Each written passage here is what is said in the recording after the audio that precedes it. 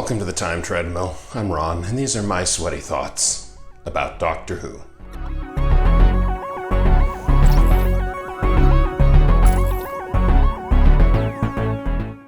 You know you done fucked up when you write a Dalek story that makes me fondly remember a far superior story in that same location.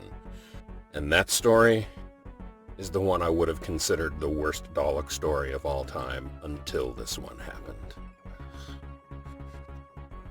Remember way back in the first Doctor era in The Chase, and Peter Purves made his first appearance in the show, not in the role of Stephen, but in the role of a Kentucky rube in the top on the observation deck of the Empire State Building in a 15-minute slapstick sitcom sequence where the Daleks appear on the observation deck and Peter Purves keeps seeing weird things and comedy ensues, and then eventually the Daleks move on. It's wow. I mean, The Chase is just atrocious at every level, and the only two enjoyable sequences in the whole stupid story are the one there on the observation deck of the Empire State Building and the other story that's set in a haunted house that has Dracula and Frankenstein and various other monsters. And the only reason it's enjoyable is because it's the perfect thing to put on in the background at a Halloween party. Seriously, this coming Halloween, if you're going to throw a party, put that on a loop and then eventually change it out with The Killer Shrews and just have it on mute and running on a loop. It'll be a fantastic party. This story, Daleks in Manhattan, as the title suggests, takes place in Manhattan. It takes place in 1930, in the height of the Great Depression.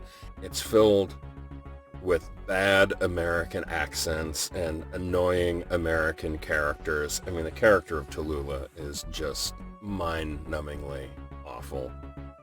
And it features a guest appearance by Andrew Garfield, who nobody knew who he was at that time, and he would go on to be the worst Spider-Man. I mean, seriously, a swaggering, self-confident, jockish Spider-Man is just fundamentally wrong, and I don't necessarily blame Andrew Garfield. I mean, he was cast to do what he was cast to do. I definitely blame Mark Webb on that.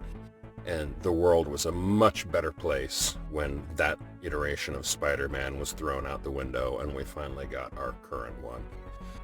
But Spider-Man aside, I would rather watch the Andrew Garfield Spider-Man movies than watch this stupid Dalek story. And there's still another part to watch tomorrow.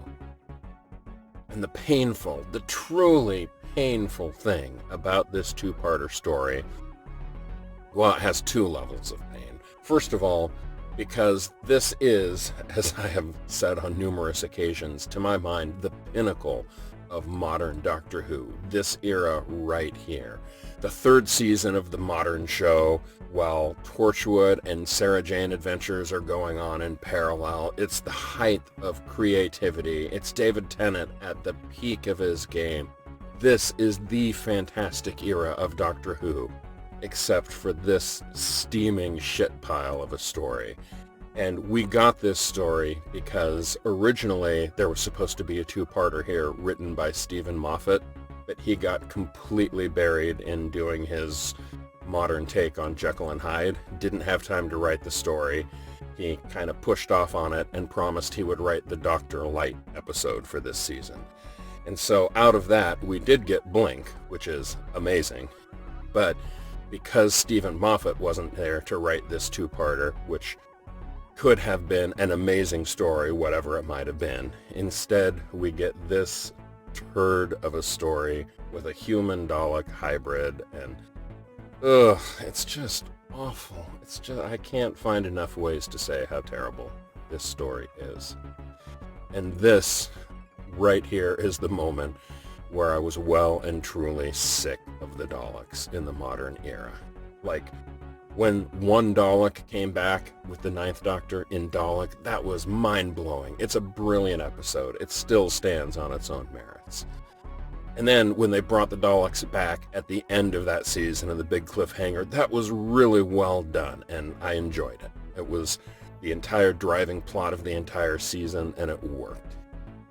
And then the next season, the Cybermen were the big bad, and that was fantastic. But then they decided at the ending to bring back the Daleks in a big battle royale between the Daleks and the Cybermen. And I mean, I could have done without that, except that finally having a face-off between the two biggest enemies, that had some charm in and of itself, and the story on the whole was very good. So, okay, cool.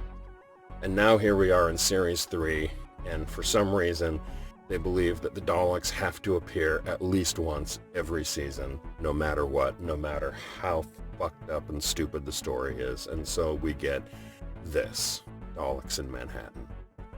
And my life sucks today having to watch it, and tomorrow.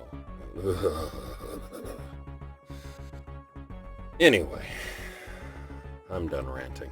I'm going to call it a day. I suppose I'll be back tomorrow to watch the second half of this train wreck. I don't suppose I'll have anything kinder to say about it.